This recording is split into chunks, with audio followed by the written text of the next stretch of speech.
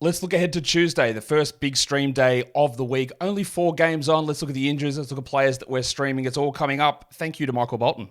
Thanks, Josh. It's Michael Bolton here, and it's time for another episode of the Locked On Fantasy Basketball Podcast. Let's get to it. Let's get to it, indeed. You are Locked On Fantasy Basketball, your daily fantasy basketball podcast, part of the Locked On Podcast Network.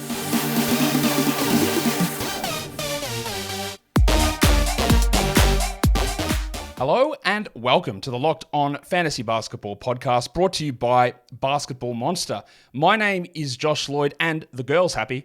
And I'm also the lead fantasy analyst at basketballmonster.com. And you can find me on Twitter, as always, at redrock_bball, on TikTok at redrock_bball, and on Instagram at Locked On Fantasy Basketball. Today's episode is brought to you by Game Time. Download the Game Time app, create an account, and use the code Locked On NBA for $20 off your first purchase. Thank you also for making Locked On Fantasy Basketball your first listen every day. We are free. We are available on all platforms. Become a double banger. Watch on YouTube and listen on audio. And when you're on YouTube, hit the subscribe button. Hit the thumbs up. Helps out a lot. Let's talk about... I say this every time. I don't think it's going to be a long show, but we'll see. We've only got 4 games on Tuesday for us to talk about. I'm also not retiring. It's not the right word. The Under the Lens segment, I'm just going to sort of maneuver it around. There were a few people there that, oh man, this segment's so boring. What does it matter if they're not on my team? And I understand that part of it. I just think it's, for me in particular, it is interesting, but I have to know everything about all 500 players in the league at all times. And I think it is good that everyone understands what's going on in certain players around the league versus like, I only know this guy because he's on my fantasy team. I think that helps you be a better fantasy player. But I do want to make the most of the time that we do and try and make things a little bit more intriguing versus like having a segment of the audience like, oh God, not this bullshit again. So we're going to I'm going to work out what I'm going to do with that segment. If you've got any other ideas for it, let me know down below. We'll get into it.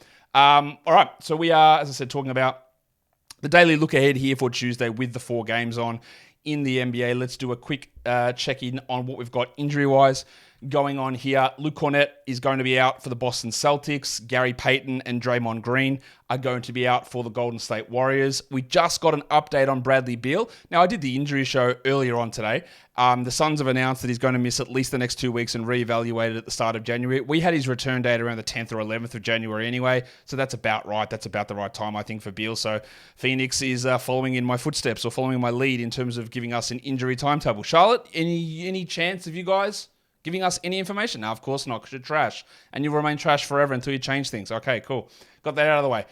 So Beal is out. The 2 guys that I've got doubtful there are Luke Kennard and Marcus Smart. We know that they're out for Monday's game. The Grizzlies are the only team with a Monday-Tuesday back-to-back, by the way.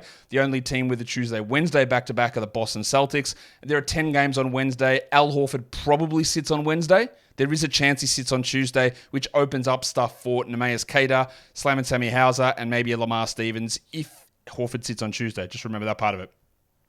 Kennard and Smart should be returning soon, but I don't know 100% whether they're going to be back. So at this point, I'm listing them as doubtful. Also, just got the official update from the Hornets to say that Miles Bridges is not playing on Monday due to the Canadian legal process or the legal border force. They denied him entry. Interestingly, Nate Mensah, the guy they just signed on the 2-way, also got listed out, not with team for personal reasons. Does he have any legal troubles that I'm not aware of? Maybe he does. I don't know much about Nate Mensah at this point. Bridges is out. I would expect they do play another game in Toronto later in the year. It does appear like they will be able to get that sorted out, but so I think he'll play in that one, but he's obviously not playing in this one tonight. What a shame that Miles Bridges is not able to play. Really, really terrible stuff. Other injury news we got now. We know Bismack Biyombo is doubtful for Monday's game. I'm going to label him questionable for Tuesday's game. Their rotation continues to be just an absolute guesswork shit show. So who knows what's going to happen there. I don't think they'll start Tillman on Monday, but maybe they do. Who knows? Malik Beasley is questionable. He's missed the last couple with an illness. We don't have an official update yet from the Bucks on his status, and Josh Okogie is questionable for the Suns. He's missed the last couple too. He's not someone we're going to be super interested in, but of course, Beasley and Okogie's status is important for Tuesday because they are streamable guys, especially Beasley. He's got fantastic value on a Tuesday like this, but Okogie might actually have that value there too. And the big news is that Ja Morant is back. This is it. unless something completely wild happens in the next 24 hours, Morant's going to play on Tuesday. Derrick Rose is going to be out. We know this. But that means that Morant is going to start. I imagine he starts alongside Desmond Bane, Vince Williams, and then it depends what happens with Biyombo, but it could be Aldama and Jackson. It could be Jackson and Tillman. It could be Jackson and Biyombo. That is, I imagine, what they're going to go with their starting lineup. Morant might be marginally limited early on, but they can't screw around this team. They've got to get him into big minutes straight away. So I don't think he's going to be sitting at like 22 coming off the bench, considering they don't have another point guard. So Ja Morant is back. Important to understand his valuation in a category league. Yes, you can look at, if you look at his Yahoo ranks, it'll tell you he's 91st. Of course, those ranks tell you absolutely nothing. In -1 setting, he's about a top 40, top 45 guy when he's rolling, and in points leagues, he's like a top 15 player. It'll take a little bit of time to get there, but that's the expectation you should be having for Ja Morant when he returns and when he is fully back in action and fully rolling, which again will take a little bit of time to get back up to speed as my voice cracks because I'm 13 years old. Today's episode is brought to you by eBay Motors. They're partnering with me, Josh Lloyd here, and the Locked On Fantasy Basketball podcast right across the Locked On Network to bring you some of the best fantasy picks each week, all season long. So when you're looking across the waiver wire, eBay Motors and me are going to help you find some guys that hopefully are a perfect fit on your team. We're going to go to Houston. We're going to look at Tari this season because Tari Eason's minutes are solid. They are still a little worrying to me in terms of how they're going to deploy him. And there's no clear starting role there for him, but they're seemingly limiting Jalen Green. Sometimes it's Jabari Smith, sometimes it's Alperen Şengün. And that's enabling Eason to get those 25 minutes a night. And we know that he's a stat stuffer. He rebounds, he gets steals, he gets blocks, he scores usually very efficiently.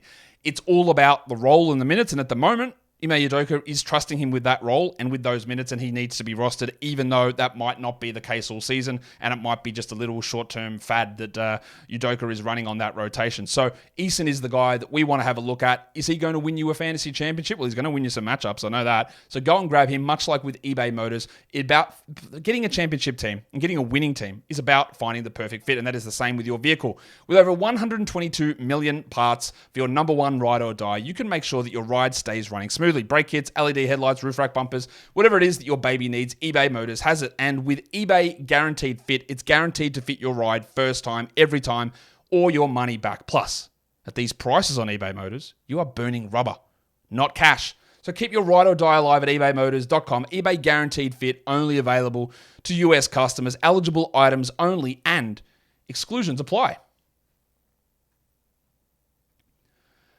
Okay, let's look at streams of the day for Tuesday's action. Again, we do cascade down here, and my cutoffs that I use are 65% for 10s, 45 for 12, 20 for 14, 10 for 16, and 45% for points leagues is a general rule that I go with here.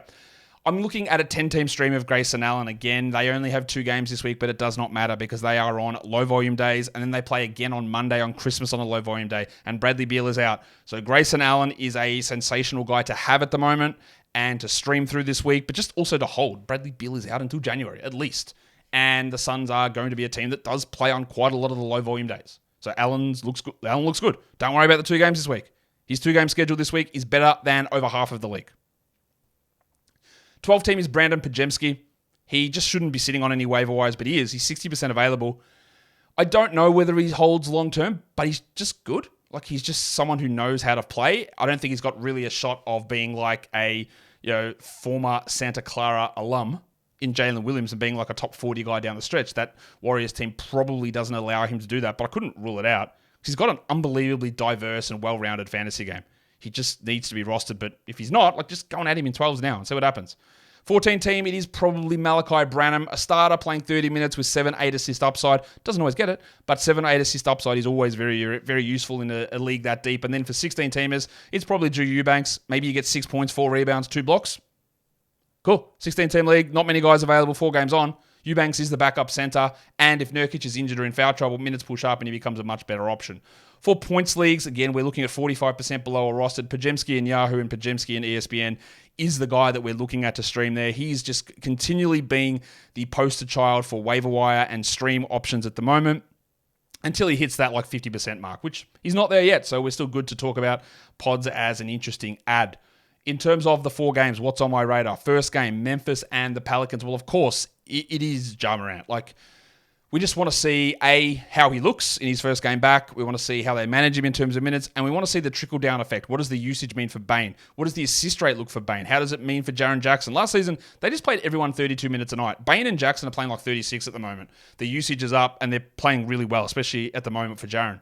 But what does it do for everybody else? What does it do for Vince Williams? What does it do if Smart and Kennard return? All of this, there's so many questions on that team. Them and Miami probably have the most questions out of anybody at the moment. And then for the Pelicans, it is CJ McCollum because, again, I just expected him to be the third offensive option on this team, but it hasn't been the case. I don't know why you would ever, as a point guard, decide that you need more shots than Zion Williamson or Brandon Ingram or as a coaching staff, but what do I know? I'm not the Pelicans coach. But that's what they're doing. So is that real? Is that what they're going to do? Does that only happen against bad teams? Is Memphis a bad team with Ja back? I don't know. Watching where CJ's role, we already knew the defense would fall and it has. That's gone, right? That wasn't going to hold. But it's about the usage to me for him and how he fits in the offense. In terms of streams, Santi Aldama probably looks okay, but again, that could be completely complicated if Biyombo plays and how Morant fits in.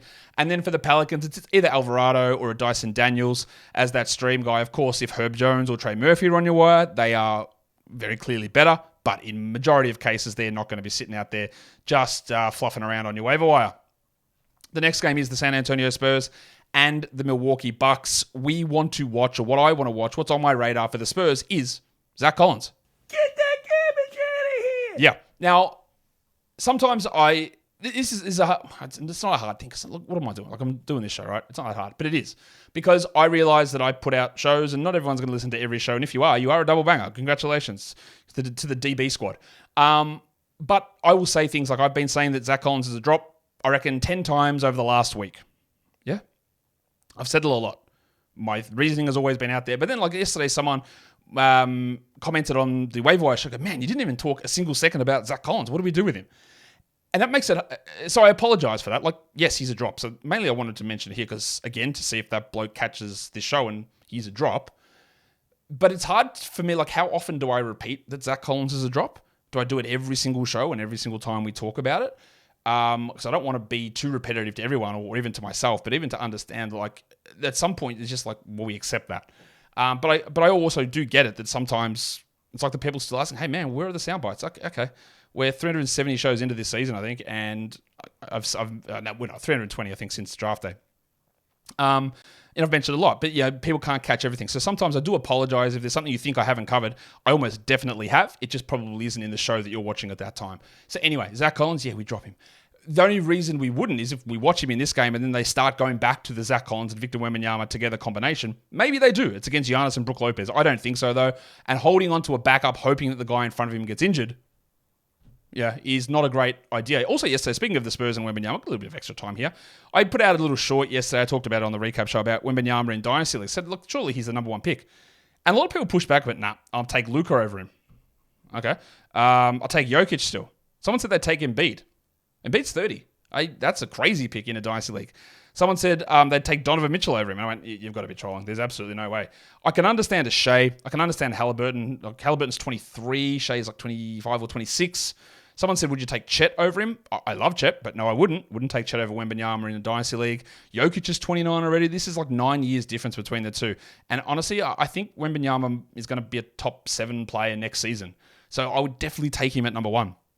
But it was just interesting that a lot of people were like, no, Halliburton, Jokic, Doncic, Shea, Embiid, Donovan Mitchell. Someone taking the piss. I hope they're taking the piss. Said they'd take LeBron James, which I sincerely hope it's a joke.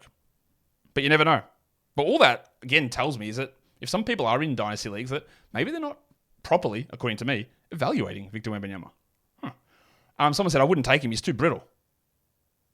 Okay. For the Bucks, I want to watch Andre Jackson. Not because I think he's going to impact fantasy teams, because I'm not sure that he is. But he played 36 minutes last game replacing Beasley. He's one of those guys that just does good stuff. He can pass. He can defend really well. Can't shoot at all or score. But if Beasley shot falls away, do they put Andre in there more permanently? Almost definitely not. But I want to see what his role looks like. Could he take away minutes from Pat Connaughton? It's just an interesting thing to see how that develops. Because their draft picks recently have been really bad. Like, no one seems to step up. Marjan Beauchamp's doing nothing. Like, who's actually been who have they drafted? I'm trying to think. Who the hell have they drafted that's been anything at all? Nobody? Like this, it's rough. So let's see what Jackson can do. In terms of streams, Jeremy Sohan, I do think for the Spurs, he's going to start. He should play 30 minutes. That's enough, but yeah, he's been pretty bad. And I had him, I think at number 7 in that overall draft. If I did a redraft now, which I won't, I'll do it at the end of the season. I don't think I'd have him there. Pat Connaughton is probably the stream for the Bucks, but it's a pretty rough stream zone. Of course, if Bob Portis is available, he's the guy that you go for preferentially in that situation. Today's episode is brought to you by Game Time, the Game Time app, because tickets are fun. Well, sort of, because buying the tickets and the process of getting the tickets is not fun. Going to the events is fun. So you want to take the guesswork out of buying tickets. And Game Time, they've just got bang, bang, bang. So many different ways that they take the guesswork. That's their slogan. So I'd hope they'd have different ways, but they do. Different ways of taking the guesswork out of buying tickets. Number 1, the all-in pricing. You don't have to guess what the price is going to be. You don't have to see a $20 ticket turn into a $50 ticket because of unnamed fees. That's that. They're taking the guesswork out by when you go onto the site and choosing your seat, you can actually see what the view is. View from your seat. Guesswork, gone. And you don't even have to guess, if you're trying to guess a random ticket, you don't even have to do that. They can do it for you with their zone deals. You pick an area that you want to sit. The zone deals goes in, chooses the exact seat, and you can save, on average, 18% on those tickets. So, whatever the event is that you're looking to see, sports, comedy, musical, theatre, whatever it is, Game Time has those tickets. So take the guesswork out of buying tickets with Game Time. Download the Game Time app, create an account, and use the code LOCKEDONNBA for $20 off your first purchase. Terms apply. Again, create an account, redeem the code LOCKEDONNBA for $20 off. Download Game Time today. Last minute tickets, lowest prices guaranteed. Straight after this, you will have the Locked On Sports Today live 24/7 streaming YouTube channel. Our shows across all sports. Instead of watching the nonsense and the screaming that's on Fox Sports or on ESPN, just watch our channel. We've got a lot less screaming and a lot more insightful local coverage as well. So check out the Locked On Sports Today YouTube channel, national coverage, local coverage, fantasy coverage, many sports. Go and check it out over there. The next game that we're going to look at for Tuesday is the Phoenix Suns and the Portland Trailblazers. Eric Gordon, last game wasn't particularly good for Phoenix, but again, Beal is out. Will Gordon start, or will they start to see a little face again? I don't think it really matters. Gordon's probably going to play his 30 minutes, and he, like Grayson Allen, is a pretty strong stream guy. Whereas on Portland, it looks very, very bad for Shaedon Sharpe at the moment. Really rough stretch, but it was very obvious to predict that he would fall off significantly. I think he is a hold for now, but in 2 weeks' time, I might be saying move on. Because it is very hard to get enough touches, usage, minutes, ball handling opportunities with all the guys that are available there. Let's see if anything changes in this one. He was rolling at 40 minutes a night, remember, and didn't even increase his usage when players went down, which is a big red flag. So let's see, can he work his way in, or is he going to be a stand-in-the-corner afterthought? That's the worry. So we watched that one. In terms of streams, Grayson Allen, Eric Gordon, very strong ones there. And then down the pecking order, we go to Eubanks, Okogie, and Little. And then for the Blazers, it's probably Thibault, but there's no real path to 20 minutes there. If Brogdon was dropped, he's a streamer. Brogdon is a Jack candidate. Get that garbage out of here. So again, someone asked me that question. Hey, where are his double-doubles gone? Gone. Disappeared. They were never going to stick. They're gone. Get rid of him. Move on. You don't have to hold him, except hold him for Tuesday because it's a low-volume day. Thibault's probably the guy there because he can pop off for 2 steals and 3 blocks in any given game. The next game is the last game. It is the Boston Celtics and the Golden State Warriors. Jason Tatum. I will give you a spoiler now. I think Jason Tatum will appear on the Buy Low, Sell High show tomorrow because he is shooting under 80% from the free throw line and has been like the 60th best player over the last 2 weeks. So I want to figure out whether that's real or what's real about it and how easy is it for him to get back to being that top 12 sort of a player. On the Warriors, I want to see Trace Jackson-Davis. I want to see how much Steve Kerr plays him because he played more minutes than Šarić and Looney last game. Is there any chance they just bite the bullet and start him? I would put it at 0.01%. But if you hear an inkling, if you follow a Mark Spears, if you follow Anthony Slater, if you follow, who are the other Warriors guys? Marcus S. Thompson, I think his name is. I think it's Marcus. Yeah, Marcus Thompson, the Warriors guys. If you follow Locked On Warriors, and they say, maybe Trace might be moving into a larger role, add him, especially for Tuesday. Because he has a much better fantasy game than Looney, a much better fantasy game than Šarić. If he played 22 minutes, he would be a 12-team flyer spec ad. We're not doing it yet. We do like to get ahead of things here. We're not doing it yet for Trace. but we absolutely need to watch what goes on here and keep our ear to the ground with the beat reporters. In terms of streams, it is probably Slam and Sammy Hauser for Boston. I don't expect Horford sits this one, but he could. And then for the Warriors, it's obviously Podziemski. Behind him is Kuminga. And then we go to a Jackson Davis, maybe. It'd probably go Saric, a little bit safer on the minutes, but they are the names that we are watching. In terms of chunks, it's the same chunk as yesterday because the only low volume days we've got are Tuesday, Thursday, Friday in the next 5, and that's what we're paying attention to here. And so the same chunk streams that I talked about yesterday are the same ones that are here today. And the back-to-back is only Boston that plays Tuesday, Wednesday, and with 10 games on Wednesday, we're not really focusing so much on that. But what about just the daily streams of the day?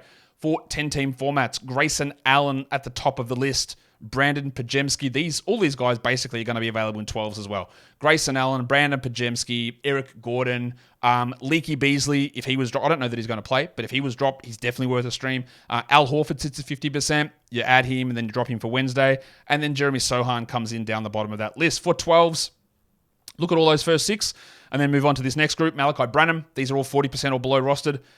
Santi Aldama, chance that he starts. Maybe, maybe not. Don't know. Drew Eubanks, Sammy Hauser, Matisse Thybulle, and Pat Connaughton. You will see that it dries up very, very quickly. I would say after Branham, those other ones are rough stream guys for 12-teamers. So you probably got 7-ish options who are really good options for 10 and 12s, and then it gets a little bit rough.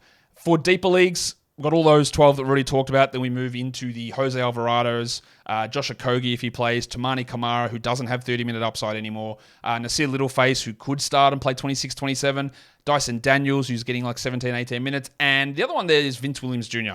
He has been starting. Does he keep starting? How does Morant return impact him? The more important thing there, Williams would probably move into a 12-team stream, honestly, if we know that Smart and Kennard are out. But at this point, we don't. So I'm not sure where Williams fits. I'm just putting him in the deep league list, but watch for that because he could be a 30-minute-a-night starter. If Smart and Kennard remain out, he moves it back into that starting group and gives us a little bit of value. For points leagues, Podziemski at the top there. These are all 45% below. Podziemski, Sohan, Branham, Allen. That's Grayson Allen, Eric Gordon, and the bucket himself, John Kuminga, comes in, who's been really disappointing. Minutes are dropping. Kerr is losing faith and trust. He will have a pop-off game, but it feels not decided, but relatively clear that Kerr is just like, I can't with this guy. That's the vibe that I get. Like, absolutely not. 12 points, 70% shooting? Yeah, still no. Like, that's basically how he's getting treated at this stage. We like to look, we ride the wave, we add when things are trending up, and then we go, we're still holding Kuminga for now, but it's not looking particularly strong at this point. And that is the end of this show. Become a double banger. Go, if you're listening on audio, hello to you guys. If you want to go and then watch it on YouTube, that's how you become a double banger. If you're here on YouTube and you're going to go into the car or while you're doing chores, put your headphones in, go listen to the audio, download it in both spots. And if you are here on YouTube, subscribe, thumbs up, comments, all that stuff. Get active in the chat. Talk to everyone in the chat. Leave your comments down below. It's a great spot for me to answer questions and also for other people to get in there and answer those questions as well. Guys, I think that'll do us. Yes, in fact, it does. Guys, we're done here. Thank you so much for listening, everyone. See ya.